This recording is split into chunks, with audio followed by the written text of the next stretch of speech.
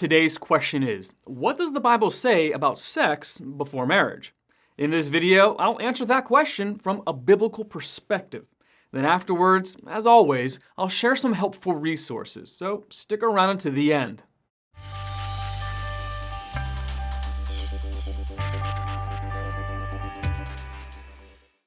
In the Bible, sexual sins are clearly condemned. Adultery, consensual sex between a married person and someone other than his or her spouse, and fornication, sexual immorality in general, are specified.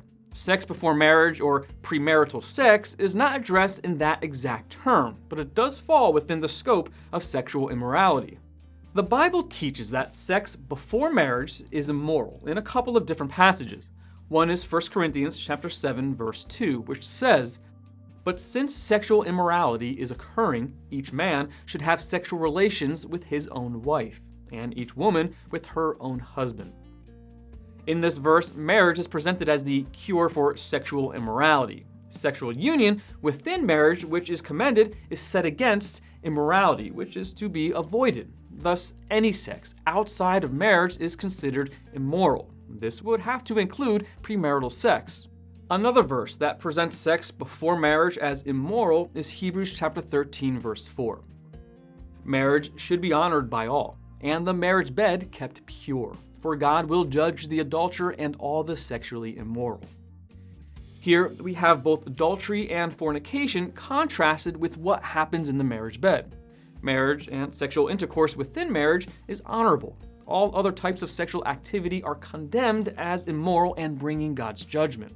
Based on these passages, a biblical definition of sexual immorality would have to include sex before marriage.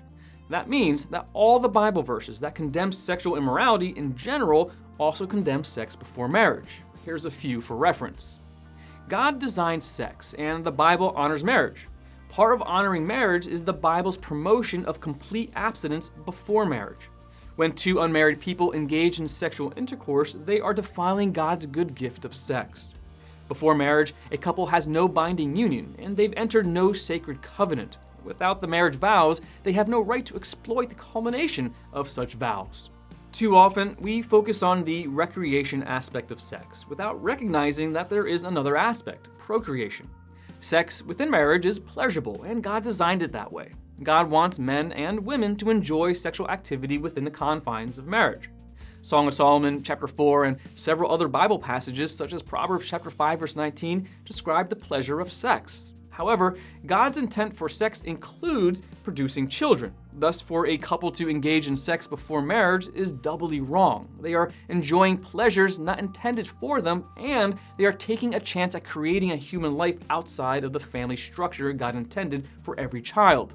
While practicality does not determine right from wrong, following the Bible's instructions concerning sex before marriage would greatly benefit society.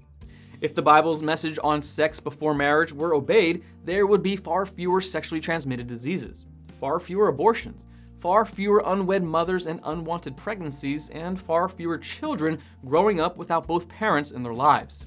Abstinence saves lives, protects babies, gives sexual relations their proper value, and most importantly, honors God. Sex between a husband and wife is the only form of sexual relations of which God approves. Want to learn more? Subscribe so you don't miss the next video. Visit gotquestions.org for more great content, and check out the details section below this video. There you'll find one book I recommend, along with several links to related questions. If you'd like to learn about Bible Munch, or if you're interested in bite-sized devotionals, subscribe to Bible Munch on YouTube. It's linked right here. Now remember, got questions? The Bible has answers. We'll help you find them.